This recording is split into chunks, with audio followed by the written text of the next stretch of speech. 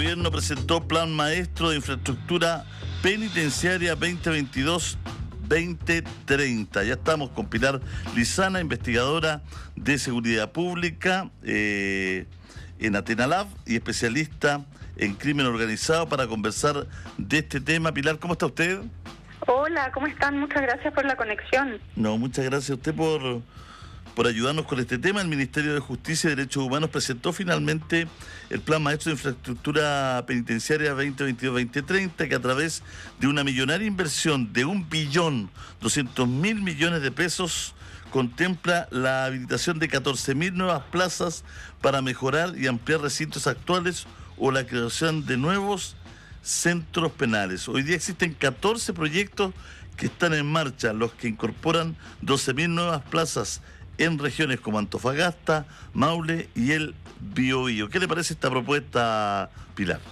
Bueno, mira, la propuesta en general es buena, sobre todo porque busca abordar uno de los problemas que tenemos, que es el del espacio. Tenemos más de 130% en ocupación, tenemos cárceles como la de Taltal que tiene más de 400%. Entonces, la verdad es que es un desafío y un tremendo problema que tiene el desarrollo de política penitenciaria, que es el del espacio. Si no tenemos espacio, no tenemos la capacidad para segregar a la población penal, es difícil que podamos tener el control completo de las cárceles. Entonces, en ese sentido, siempre es bueno las propuestas que busquen hacerse cargo de ese problema, pero no solamente necesitamos más espacios, necesitamos también una política penitenciaria que nos permita segregar para poder identificar por la calidad de ese reo, para saber, por ejemplo, las capacidades que pueda tener para rehabilitarse y reinsertarse, que eso es sumamente importante, evitar que se genere contagio criminógeno. Y también nosotros tenemos población penal extranjera que no tiene ningún arraigo en el territorio nacional y que tal vez reubicando población podemos también en el fondo hacernos cargo de mejor manera del problema de espacio, porque construir una cárcel no es de la noche a la mañana, toma tiempo, y ese tiempo nos juega en contra porque seguimos llenando nuestras cárceles. Así es. A ver, se habla mucho de estas cárceles modulares que son de más fácil construcción, o más rápida. ¿Son posibles en nuestro país? ¿Se puede pensar fuera de la caja? ¿O hablamos de estas cárceles que estamos acostumbrados a hacer, que demoran un tiempo largo en construir? Mira, yo siempre creo que es bueno pensar fuera de la caja, porque eso nos ayuda a mirar el problema desde distintas aristas y tener soluciones diferentes y muchas veces que no se nos ocurrirían si no pensáramos fuera de la caja. La preocupación que generan este tipo de cárceles modulares tiene que ver más bien con las medidas de seguridad. Si pensamos en una cárcel modular de un container, necesitamos generar las divisiones para tener los lugares donde los reos van a dormir, pero también necesitamos generar medidas de seguridad. ¿Qué pasa con los materiales metálicos en caso de un incendio? Se funden. Si se funden, ¿cómo podemos evacuar esa población penal? Entonces, hay que ir mirando distintas aristas, sin, por supuesto, descartar de plano las soluciones, porque hay experiencias modulares en El Salvador, hay experiencias modulares en Australia y en otros países. Entonces es importante ir mirando estas experiencias para poder aprender y ver cuál es la que se ajusta mejor a la realidad nacional. Fíjate que uno, cuando ve esto a largo plazo, porque, claro, ha subido la población penal de manera importante también, nosotros como país también, ¿no es cierto?, hemos ido creciendo en esta población carcelaria de manera bastante exponencial, pero tenemos también el recurso humano para estas cárceles. Mira, esa es una pregunta que es muy buena y hay que hacérsela, porque hoy día cuando vemos a Gendarmería, vemos que Gendarmería también tiene problemas importantes que son conocidos por todos nosotros, problemas de corrupción y casos en específico que han aparecido en los distintos medios de comunicación, y eso también dificulta la custodia de quienes están cumpliendo condena y penas privativas de libertad o alguna otra medida cautelar. Entonces, cuando hablamos de cárceles, no solamente hablamos del espacio físico donde tener a aquellas personas que tienen que estar privadas de libertad, sino que hablamos también de las condiciones en que están, de cómo podemos segregar esa población, pero también tenemos que mirar al servicio que los custodia. Y ese servicio hoy día tiene una infinidad de sindicatos que dificultan muchas veces los nombramientos de los alcaldes, de las distintas prisiones, etcétera. Entonces, esas situaciones también hay que solucionarlas y también hay que avanzar en ellas.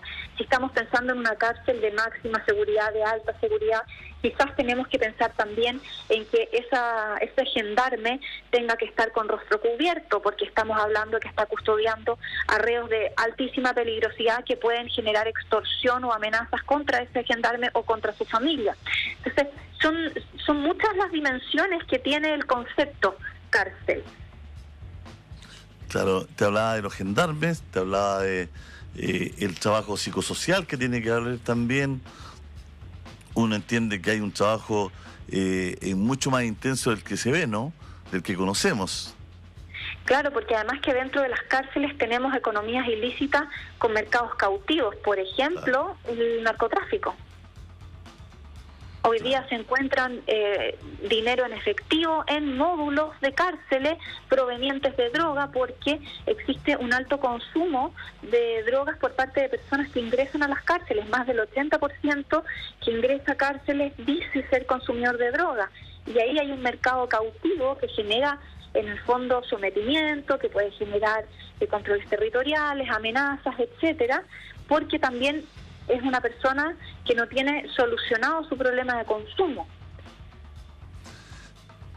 ¿Qué te parece porque, bueno, hemos hablado de la construcción de nuevas cárceles, pero también, ¿no es cierto?, hay algunas cárceles que se van a ampliar. ¿Qué te parece la ampliación que está considerada acá en Santiago Centro, ¿no? Una ampliación que no le gusta al alcalde, no le gusta a los vecinos. ¿Qué te parece a ti? Bueno, es que en general la construcción de una cárcel siempre va a tener muchos detractores, porque nadie quiere tener una cárcel en su comuna o en su barrio. Pero eso es un asunto que hay que revisar. Hay que revisar cuáles van a ser las medidas de mitigación en caso de que se decida construir una cárcel en alguna zona, cercana a alguna zona poblada, o la misma ampliación de la cárcel acá en Santiago, el trabajo comunitario también que hay que hacer para desarrollar ese proyecto, porque no es solamente tomar la decisión de construir la cárcel, estamos hablando de que la ampliación de la cárcel en Santiago va a tener un impacto en quienes viven alrededor, que puede ser un impacto de seguridad, si es que no se controla el perímetro de ese recinto. ¿Pero es una locura ampliar o no? ¿O tú crees que es un camino correcto? No es una locura ampliar. O sea, en ningún caso va a ser una locura ampliar. Lo que sí podría ser una locura es decidir una política de construcción de cárceles o ampliación de cárceles sin tener una política de tratamiento de los reos que estén dentro de las cárceles, porque no es ampliar por ampliar o construir por construir, no es simplemente generar más espacio, porque tengo que ver dónde voy a generar ese espacio. Hay un arraigo en los reos, por lo tanto no puedo trasladar un reo de Iquique a Concepción porque voy a tener un tema familiar en cuanto a visitas. Entonces son muchos factores los que tengo que considerar cuando tomo decido una política como esa. La locura no es ampliarla o construirla. Lo necesario es tener en consideración todos esos elementos para que esa política de construcción o de ampliación sea coherente con el desarrollo y tratamiento de la población penitenciaria. Realmente son tantos detalles los que hay que cuidar, ¿ah? Que uno cuando va pensando los detalles, claro, porque a veces la gente dice, hagamos una cárcel en una isla, o hagamos una cárcel en el desierto, pero cuando uno va conociendo todos estos casos, desde que tienen que haber trabajadores, hay gendarmería, todo, me imagino que cocina, ¿no es cierto? Mira, y mucho más, no es fácil llegar y mandar una cárcel a una isla, digamos. Es que el ejemplo de la isla es muy bueno porque hay toda una logística detrás de esa cárcel. Los turnos de los gendarmes, qué pasa con la atención de salud, qué tan lejos estoy de una posta en caso de que pase algo, la comida, la basura, etcétera. Entonces, son todos aspectos que tienen que considerarse. Bueno, la verdad es que de pronto es fácil, cuando preguntamos, ¿no es cierto?, hablar de cárceles muy lejanas, muy aisladas, en lugares muy, muy, muy extremos, pero realmente la logística que hay detrás es muy relevante, ¿ah? Claro, mira, si solucionando la logística, teniendo en consideración el tema del arraigo que existe, uno puede construir la cárcel en el desierto, si es que quisiese, pero tiene que tener solucionados esos aspectos, y si esos aspectos no son sencillos, quizás va a haber que observar otro lugar para la construcción.